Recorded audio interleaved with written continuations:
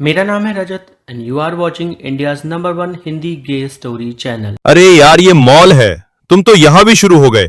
कोई देख लेगा, थोड़ा तो कंट्रोल रखो ना अपने ऊपर। मुकुल रितेश को समझा रहा था, पर रितेश कहा समझने वाला था। उसने मुकुल के दोनों हाथों को अपने हाथ से पकड़ लिया और दीवार से लगा के उसकी गर्दन को चूमने लगा।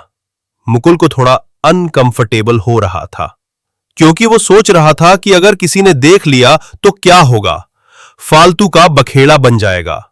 पर रितेश को किसी बात का डर नहीं था।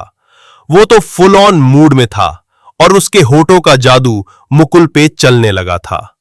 वो भी रितेश के साथ मदहोश होने लगा था। मुकुल और रितेश एक मॉल में गए हुए थे।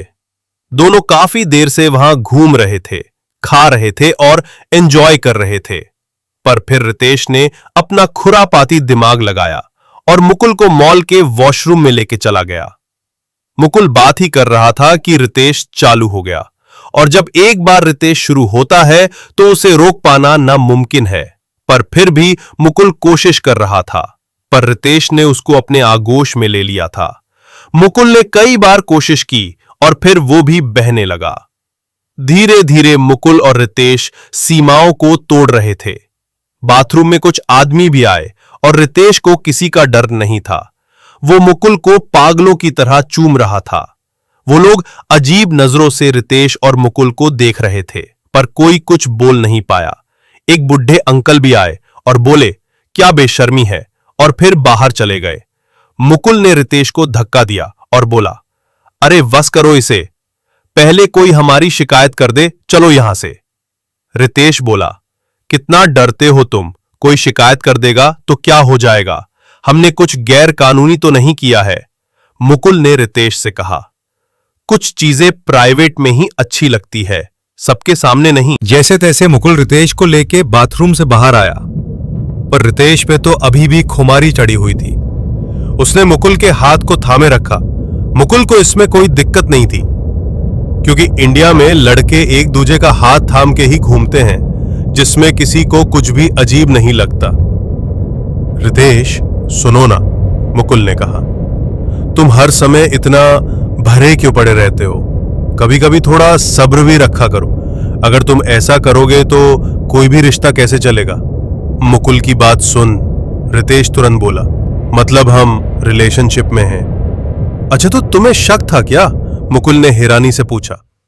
नहीं, बोल के रितेश ने मुकुल की बाजू को थाम लिया और अपना सर उसके कंधे पे टेका दिया।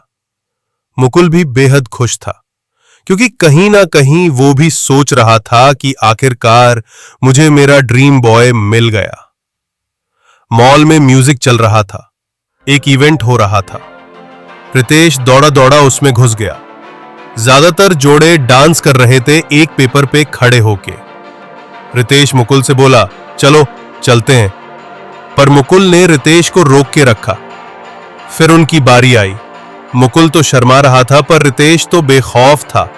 उसने पेपर लिया, उसने नीचे बिछाया और मुकुल को थाम लिया। लोगों की नजरें उन पे थीं, पर रितेश ने मुकुल को थामे रखा और उस पेपर पे डांस शुरू कर दिया। धीरे धीरे वो पेपर फोल्ड हो रहा था और वो दोनों एक दूजे के काफी करीब आ गए थे। पेपर फोल्ड होते होते काफी छोटा हो गया था। मुकुल ने इस बार रितेश को अपनी बाहों में उठा लिया और डांस करने लगा। जब प्रतियोगिता खत्म हुई और प्रतियोगिता के जज ने जब उनके रिश्ते के बारे में पूछा तो उन्होंने सब सच कह दिया। यह सुनकर काफी लोगों के पैर तले जमीन खिसक गई, पर मुकुल को अच्छा लगा, क्योंकि पहली बार किसी ने उसके लिए आवाज उठाई थी, और उनके रिश्ते के लिए भी। मुकुल और रितेश का रिश्ता काफी गहरा हो चुका था। दोनों अब एक साथ रहने लगे थे, जहां रितेश को हर रोज खुमारी चढ़ी रहती थी। मुकुल को पहले तो यह अच्छा लगता था, पर समय गुजरने के साथ वो चाहता था कि रितेश उनके रिश्ते को भावनात्मक रूप से भी सपोर्ट करे। जब मुकुल ने दिल खोल के रितेश से बात की, तब वो समझ पाया कि मुकुल सही कह रहा है। उस दिन से उसने मुकुल को समझना शुरू किया। दोनों के बीच का ये रिश्ता बेहद खास हो गया था। दोनों वर्किंग प्रोफेशनल्स थे, इसलिए दोनों सुबह जल्दी उठते थे, साथ में जिम जाते थे और एक दूजे के लिए सब कुछ करते थे।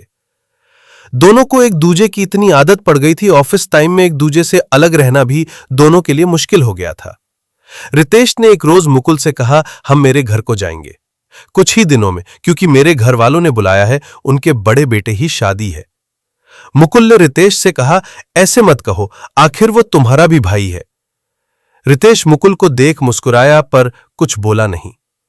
3 दिन के बाद वो लोग रितेश के घर पहुंच गए, पर रितेश को देख के उसके परिवार में किसी को कोई खुशी नहीं हुई। मुकुल धीरे धीरे समझने की कोशिश कर रहा था कि आखिर ये चल क्या रहा है, अपने ही बेटे को कैसे इग्नोर कर सकते हैं। वो आया भी तो इनकी ही खुशी में शामिल होने को है। रितेश मुकुल को लेके डायरेक्ट अपने कमरे में चला गया। देखा तो वहां उसके कुछ कजिन आए हुए थे। रितेश को देख वो मुस्कुरा रहे थे। एक कजिन ने तो रितेश को अपनी गोद में ही बिठा लिया और उसके बदन को टच करने लगा, मानो रितेश उसकी लुगाई हो। रितेश को यह सब बिल्कुल पसंद नहीं आ रहा था। मुकुल हैरानी से देख रहा था। रितेश उठ खड़ा हुआ और बोला, अब तो सुधर जाओ, एक बच्चे के बाप बन गए हो, कल को कोई तुम्हारे बच्चे के साथ ये सब करेगा तो कैसा लगेगा। यह सुन के वो आदमी चुपचाप मुंडी नीचे करके कमरे के बाहर निकल गया और बाकी के चचेरे भाई भी चुपचाप बाहर चले गए।